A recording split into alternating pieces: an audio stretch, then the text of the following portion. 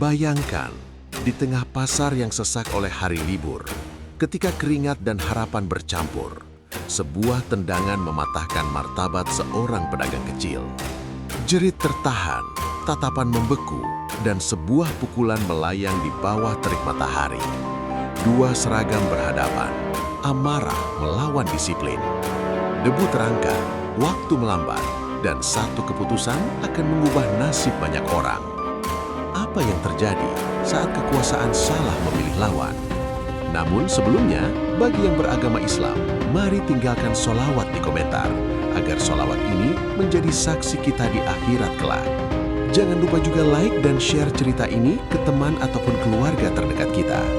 Semoga Anda mendapatkan pahala yang setimpal karena sudah subscribe, like, komen, dan membagikan cerita ini. Sekarang, mari kita lanjut ke ceritanya. Hari itu pasar tradisional berubah menjadi lautan manusia. Hari libur selalu membawa nasib ganda, rejeki bagi pedagang kecil, dan kekacauan bagi siapapun yang lengah. Bau sayur segar bercampur keringat, suara tawar-menawar saling bertabrakan, roda gerobak berderit di sela kaki orang-orang yang berdesakan. Matahari menggantung rendah, panasnya menekan ubun-ubun, seolah ikut menguji kesabaran siapapun yang ada di sana. Di sudut pasar, seorang pedagang kaki lima menata dagangannya dengan tangan gemetar. Sepedanya tua, catnya mengelupas, remnya sering bermasalah. Ia tahu itu, tapi apa daya, itulah satu-satunya alat untuk menyambung hidup. Ia menatap keramaian dengan harap-harap cemas. Hari libur berarti peluang, tapi juga berarti bahaya. Salah gerak, salah langkah, bisa berujung malapetaka.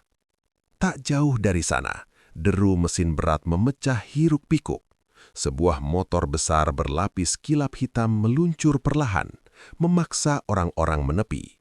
Pengendaranya berseragam rapi, helm dilepas setengah, tatapannya ajam dan dingin. Ia menikmati cara kerumunan memberi jalan, bukan karena hormat, melainkan karena takut. Baginya, pasar ini bukan tempat rakyat mencari nafkah, melainkan panggung kekuasaan. Setiap tatapan yang menghindar, setiap langkah yang mundur, adalah pengakuan tak tertulis atas siapa yang berkuasa. Ia berhenti tepat di tengah pasar, sengaja. Motor itu diparkir mencolok, seakan menantang siapapun untuk menyentuhnya. Bibirnya tersenyum tipis, senyum orang yang merasa kebal. Di kepalanya, hari libur bukan soal tugas, melainkan kesempatan. Kesempatan untuk menegakkan aturan versinya sendiri. Kesempatan untuk mengingatkan rakyat kecil bahwa seragam di tubuhnya adalah hukum berjalan. Di sisi lain, seorang perempuan melangkah pelan menyusuri keramaian. Pakaiannya sederhana, gerakannya tenang, namun ada sesuatu pada caranya menatap sekitar, tajam, waspada, penuh perhitungan. Ia memperhatikan pedagang, mendengar nada suara, membaca gestur orang-orang yang gelisah. Ia tak membawa pengawalan, tak memamerkan apapun. Ia hadir sebagai manusia di tengah manusia, menyerap denyut pasar yang sesungguhnya. Tatapannya sempat berhenti pada motor besar itu. Sekilas saja, tidak ada ekspresi kagum, tidak ada gentar, hanya penilaian singkat, seperti seorang prajurit yang terbiasa mengukur ancaman. Ia melanjutkan langkahnya, tak tahu atau mungkin sudah merasakan bahwa hari ini akan menuntut lebih dari sekedar pengamatan. Angin panas berembus, membawa debu dan bisik-bisik. Seorang ibu menarik anaknya lebih dekat ketika melewati motor besar itu. Seorang pedagang menunduk terlalu dalam saat berselisih jalan. Semua bergerak dengan kehati-hatian berlebihan, seperti menari di atas kaca. Dan di tengah ketegangan itu, pedagang sepeda tua mulai mendorong barangnya, berusaha mencari celah di antara manusia yang terus mengalir. Roda sepedanya berdecit, rem yang aus mengeluh saat ditekan. Ia memperlambat laju, memutar stang, mencoba menghindari benturan. Tapi pasar tak pernah memberi ruang sempurna. Seseorang berhenti mendadak. Dorongan dari belakang membuat keseimbangannya goyah. Dalam sepersekian detik, takdir menggeser arah. Di kejauhan, perempuan itu berhenti melangkah. Entah mengapa, dadanya terasa sesak, seperti ada gelombang tak terlihat yang sedang berkumpul, menunggu saatnya pecah. Ia menoleh, dan di tengah pasar yang padat itu, waktu seakan melambat, menyiapkan panggung bagi sebuah peristiwa yang akan mengubah segalanya. Detik itu datang tanpa aba-aba. Roda sepeda tua bergetar, setang berbelok liar, dan tubuh pedagang itu terhuyung. Suara logam bersentuhan terdengar, pelan, nyaris tak berarti, namun cukup untuk memecah udara. Ujung keranjang sepedanya menyenggol sisi motor besar yang terparkir mencolok di tengah pasar.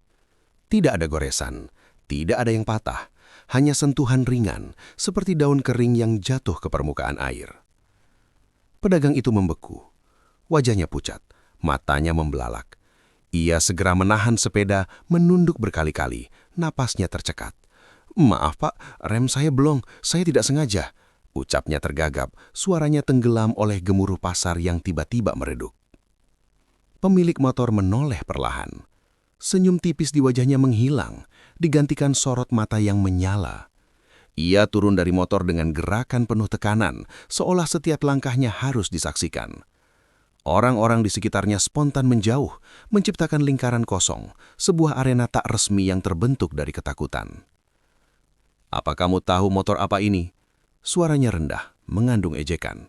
Tangannya menyentuh bodi motor bukan untuk memeriksa kerusakan, melainkan untuk menegaskan kepemilikan. "Kamu pikir ini sepeda rongsok seperti punyamu?" Pedagang itu menggeleng cepat. "Tidak pak, sungguh, tidak kenapa-kenapa. Kalau ada apapun, saya..." Kalimat itu tak pernah selesai. Polisi itu melangkah lebih dekat, jarak mereka tinggal sejengkal. "Kamu mengajariku?" bentaknya. "Di hadapanku, kamu bicara alasan?" Beberapa orang menahan napas. Seorang ibu menutup mulut anaknya. Seorang pemuda menggenggam ponsel, ragu antara merekam atau menyelamatkan diri. Pasar yang tadi bising kini seolah dikunci oleh satu emosi, takut. Pedagang itu mencoba bertahan. Wajahnya bergetar, tapi matanya jujur. "Saya hanya ingin berdagang, Pak. Saya minta maaf." Jawaban itu justru menyulut api. Polisi itu menendang roda sepeda tanpa peringatan. Sepeda tua itu terlempar, keranjang terbalik, dagangan berserakan di tanah. Buah-buahan menggelinding, sayur-sayuran tercampur debu. Pedagang itu tersungkur, lututnya menghentam keras, telapak tangannya tergores aspal. "Lihat akibatnya," teriak polisi itu, seolah kerusakan yang ia ciptakan adalah kesalahan korban. "Kalian semua lihat, inilah akibat orang-orang ceroboh." Tak ada yang bergerak, tak ada yang membela. Keheningan menekan lebih keras dari teriakan. Pedagang itu mencoba bertahan. Suaranya bergetar, tapi matanya jujur. "Saya hanya ingin berdagang, Pak. Saya minta maaf." Di pinggir kerumunan, perempuan itu melangkah satu langkah ke depan. Wajahnya menegang, rahangnya mengeras. Ia melihat sepeda terlegak, dagangan berserakan, dan seorang lelaki kecil yang dipatahkan bukan oleh benturan, melainkan oleh kesewenang-wenangan. Tangannya mengepal, lalu terlepas. Ia menarik napas panjang, menahan sesuatu yang menggelegak di dadanya. Polisi itu masih meluapkan amarahnya, menunjuk-nunjuk, mencaci, seakan pasar adalah ruang sidang dan ia hakim tunggal. "Kalau tidak mampu menjaga barangmu, jangan keluar," katanya lantang. Perempuan itu akhirnya bersuara, suaranya tegas namun terkendali. "Cukup." Satu kata itu jatuh seperti batu di air tenang. Polisi itu menoleh, alisnya terangkat, bibirnya menyeringai. "Siapa kamu?" Ia melangkah lebih dekat, berdiri di antara polisi dan pedagang, tubuhnya menjadi dinding. "Anda tidak berhak memperlakukan orang seperti itu." Kerumunan bergeser, bisik-bisik mulai muncul, namun tetap dibungkam ketakutan. Polisi itu tertawa pendek, merendahkan. "Minggir, ini urusan aparat." Perempuan itu tak bergerak, matanya menatap lurus, tak berkedip. Urusan kemanusiaan tak pernah jadi milik satu seragam. Tawa itu berubah kasar. "Diam kau," katanya tajam, lalu dengan nada yang menghina. "Lajang." Kata itu menghantam udara, menisakan denting tipis. Wajah perempuan itu memanas, bukan oleh malu, melainkan oleh amarah yang kini tak lagi ia tahan. Di sekeliling mereka, pasar menunggu apakah ketidakadilan akan kembali menang atau hari ini akan berbeda. Hinaan itu menggantung di udara, tajam dan merendahkan. Beberapa orang terkejut, sebagian menunduk lebih dalam. Tak sedikit yang merasa marah, namun amarah itu terkurung di dada, tak menemukan jalan keluar. Pasar kembali menjadi saksi bisu, menunggu apakah kata-kata itu akan dibiarkan berlalu atau justru dibalas. Perempuan itu menatap polisi di depannya tanpa gentar. Dadanya naik turun, napasnya berat namun terkontrol. Seragam bukan alasan untuk kehilangan nurani, katanya pelan. Tiap kata terucap dengan tekanan. Anda menghina orang yang lebih lemah, dan itu bukan tugas siapapun yang menyebut dirinya penegak hukum. Polisi itu mendengus, melangkah setengah lingkaran mengitari perempuan itu, seolah mencari sudut untuk menusuk dengan kata-kata. "Kamu pikir kamu siapa?" ejeknya. "Sok jadi pahlawan di depan orang-orang miskin ini." Ia menunjuk pedagang yang masih berjongkok, memungut satu persatu dagangan yang tersisa. Mereka butuh ditertibkan, kalau tidak pasar ini jadi hutan. "Yang Anda lakukan bukan menertibkan," jawab perempuan itu cepat. "Itu menindas." Kerumunan mulai berdesir, ada yang berani mengangkat kepala, ada yang mulai merekam, tangan gemetar. Polisi itu menangkap perubahan itu dan tersenyum sinis. "Berhenti berkoar," katanya, nadanya dingin. "Atau kamu akan menyesal." Perempuan itu melangkah maju setengah langkah. "Ancaman tidak akan membuat Anda benar." Kata-kata itu memicu ledakan. Polisi itu tertawa berbahak-bahak. Suara tawanya keras, menusuk telinga. "Kamu menantangku?" tanyanya, pura-pura tak percaya. "Dengan tubuh sekecil itu?" Ia merentangkan tangan, memamerkan diri. "Kalau mau cari masalah, ayo, tapi jangan menangis nanti." Perempuan itu terdiam sejenak. Ia menatap wajah polisi itu, membaca kesombongan yang mengeras. Di balik matanya ada perhitungan cepat, seperti seorang prajurit yang menilai jarak, postur, dan kemungkinan. "Saya tidak mencari masalah," katanya akhirnya, "tapi saya tidak akan mundur." Tawa itu berhenti. "Berani juga," katanya, mendekat hingga jarak mereka nyaris tak ada. "Kita selesaikan saja di sini." Suasana berubah. Lingkaran di sekitar mereka melebar. Beberapa pedagang menutup lapak, takut dagangannya jadi korban berikutnya. Seorang anak kecil ditarik menjauh. Pasar menahan napas. Perempuan itu menurunkan bahunya, mengelurkan lehernya, melepaskan jaket tipisnya dan menyerahkannya pada seorang ibu di samping. Gerakannya tenang, terlatih. Polisi itu menamati. Senyum meremehkannya kembali muncul. "Oh, jadi kamu serius?" "Serius," jawabnya singkat. Polisi itu maju lebih dulu. Dorongan kasar ke bahu perempuan itu mencoba menjatuhkan mental sebelum fisik.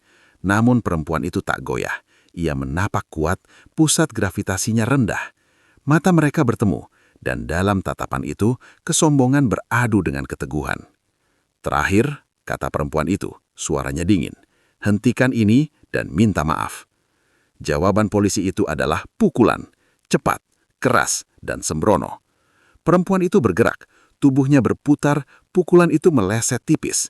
Dalam satu tarikan napas, ia melompat ke depan, mengarah ke kepala lawan. Sebuah serangan yang lahir dari refleks terlatih, bukan emosi. Polisi itu terkejut, namun berhasil menangkis dengan lengan. Benturan terdengar berat, membuat beberapa orang berteriak kecil. "Kurang ajar," bentak polisi itu. Kini amarahnya bercampur kaget. Mereka saling berhadapan. Keringat mulai muncul, napas memanas. Serangan demi serangan terjadi, cepat, kasar, tanpa aturan. Polisi itu mengandalkan tenaga dan kemarahan. Perempuan itu mengandalkan kecepatan dan perhitungan. Beberapa pukulan mengenai sasaran, beberapa meleset. Danah pasar menjadi arena, debu beterbangan setiap kali kaki menghantam. Kerumunan mundur lagi, ketakutan bercampur harap. Ini bukan sekedar perkelahian, ini pertaruhan harga diri dan sesuatu yang lebih besar sedang bergerak menuju puncaknya. Napas mereka memburu. Suara gesekan sepatu dan hentakan kaki mengisi ruang yang sempit. Polisi itu menyerang membabi buta. Pukulannya berat dan berulang, mencoba mematahkan lawan dengan kekuatan mentah. Setiap kali tangannya melayang, wajahnya mengeras. Amarah yang sejak awal disimpannya kini tumpah tanpa kendali. Perempuan itu bergerak menghindar, langkahnya ringan namun presisi. Ia menangkis satu pukulan, menepi dari tendangan, dan membalas dengan serangan pendek yang terukur. Pukulan itu tidak terlihat spektakuler, namun cukup untuk membuat polisi itu menggeram. Kerumunan berdesir. Ada keterkejutan melihat bagaimana seorang perempuan mampu bertahan, bahkan mengimbangi seseorang yang sejak tadi merasa paling berkuasa. "Diam!" teriak polisi itu, meluncurkan serangan bertubi-tubi. Sebuah tendangan menyapu udara, nyaris mengenai pinggang. Perempuan itu melompat mundur, namun ujung sepatu tetap menyentuh tanah dengan mantap. Debu berterbangan menyelimuti kaki mereka. Beberapa orang mulai berani bersuara lirih, namun segera terdiam lagi. Ketakutan belum sepenuhnya pergi. Ponsel-ponsel terangkat lebih tinggi, merekam tanpa suara, seolah takut bunyi klik akan mengundang murka. Polisi itu semakin kasar. Ia mendorong, mencoba menjatuhkan. Perempuan itu terpental setengah langkah, bahunya mengenai tiang lapak. Sesaat, dunia terasa berhenti. Polisi itu menyeringai, mengira momentum telah berpihak padanya. Namun senyum itu pudar ketika perempuan itu berdiri tegak kembali. Matanya kini berubah, bukan sekedar marah, melainkan fokus yang dingin. Ia menarik nafas panjang, membiarkan tubuhnya rileks. Bahunya turun, lutut sedikit menekuk. Posturnya berubah, seperti saklar yang diputar. "Sudah cukup," katanya lirih, nyaris tak terdengar, namun tegas. Polisi itu melaju, percaya diri berlebihan. Saat itulah celah muncul. Langkahnya terlalu panjang, pukulannya melebar. Dalam sekejap, perempuan itu bergerak masuk ke jarak dekat, sangat dekat, menghindari kekuatan dan memanfaatkan kelemahan. Satu gerakan cepat, siku menghantam, diikuti putaran tubuh yang memanfaatkan berat lawan. Suara benturan keras terdengar. Polisi itu terlempar, punggungnya menghantam tanah, nafasnya terhempas dari paru-paru. Kerumunan menjerit kecil, lalu hening. Wajah polisi itu berubah pucat, matanya terbelalak, darah merembes dari sudut bibirnya. Ia mencoba bangkit, namun kakinya goyah. Kesombongan yang tadi menebal kini retak, digantikan kebingungan dan rasa sakit. Perempuan itu berdiri beberapa langkah darinya, nafasnya masih terkendali. Ia tidak mengejar, tidak memukul lagi. Ia menunggu. Polisi itu memaksa berdiri, terhuyang. Kamu akan menyesal," katanya terputus-putus. Perempuan itu melangkah maju, namun berhenti tepat di jarak aman. "Tidak," jawabnya singkat. "Anda yang harus bertanggung jawab." Ia merogoh saku, mengeluarkan sebuah identitas, lalu membukanya dengan gerakan tenang. Kerumunan mencondongkan badan, mencoba melihat. Suasana pasar membeku. "Saya letnan," katanya lantang. Suaranya kini menggema. "Dan apa yang Anda lakukan hari ini akan diproses sesuai hukum." Wajah polisi itu runtuh, matanya menyapu kerumunan, mencari dukungan, namun yang ia temukan hanyalah tatapan dingin dan bisu. Seragam yang tadi menjadi perisai kini terasa berat, tak lagi melindungi. Perempuan itu memberi isyarat pada beberapa orang untuk menolong pedagang yang terluka. Ia berlutut sejenak di samping lelaki itu, membantu mengumpulkan dagangan yang tersisa. "Anda aman sekarang," katanya lembut. Pasar mulai bernafas lagi. Namun peristiwa itu belum selesai. Di udara masih tersisa getaran sebuah keadilan yang akhirnya menuntut penutupannya. Nama pangkat itu bergema di antara lapak-lapak yang setengah terbuka. Seperti gelombang, kabar menyebar dari mulut ke mulut, dari mata ke mata. Beberapa orang terperangah. Sebagian lain mengangguk seolah akhirnya menemukan jawaban atas keganjilan yang sejak awal mereka rasakan. Bukan keberanian kosong, melainkan disiplin dan keteguhan yang terlatih. Polisi itu terduduk, satu lutut menyentuh tanah. Tangannya bergetar saat ia mencoba menyangga tubuhnya sendiri. Seragamnya kusut, kebanggaannya remuk. Ia menelan ludah, menatap perempuan itu dengan campuran takut dan tak percaya. "Kamu bohong," katanya lirih, namun suaranya kehilangan taji. Perempuan itu berdiri, menegakkan punggung. Ia menutup kembali identitasnya dan menyimpannya. Kebohongan tidak akan mengubah apa yang Anda lakukan, katanya. Nada suaranya tenang, dingin, tanpa dendam. Anda mempermalukan institusi Anda sendiri di hadapan rakyat.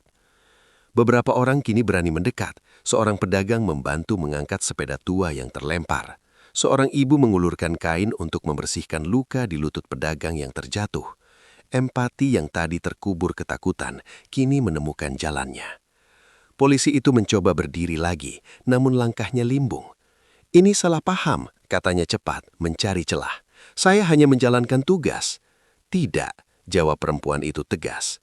"Tugas bukan alasan untuk kekerasan dan pemerasan." Kata terakhir itu membuat kerumunan bergemuruh pelan. Bisik-bisik berubah menjadi suara. Ada yang mengangguk kuat, ada yang menghela napas lega. Kebenaran yang lama tertahan akhirnya menemukan udara. Perempuan itu memberi isyarat.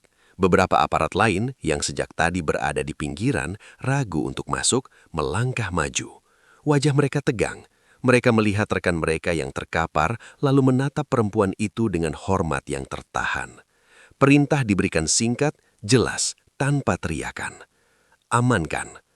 Polisi arogan itu tak melawan lagi. Tangannya terkulai saat borgol terpasang. Matahari memantul di logam dingin itu, menyilaukan, seolah menegaskan sebuah akhir. Kerumunan menyaksikan dengan sunyi yang syarat makna. Tidak ada sorak, hanya rasa puas yang tenang. Perempuan itu kembali ke pedagang. Ia berjongkok, menatap wajah lelaki itu yang masih syok. "Saya minta maaf atas apa yang terjadi," katanya tulus. "Kami akan memastikan Anda mendapat keadilan." Pedagang itu mengangguk, air mata mengalir tanpa suara. Ia tak terbiasa didengar, apalagi dibela. Hari itu di pasar yang biasanya kejam pada yang lemah, ia merasakan perlindungan yang nyata. Perempuan itu berdiri dan menatap kerumunan.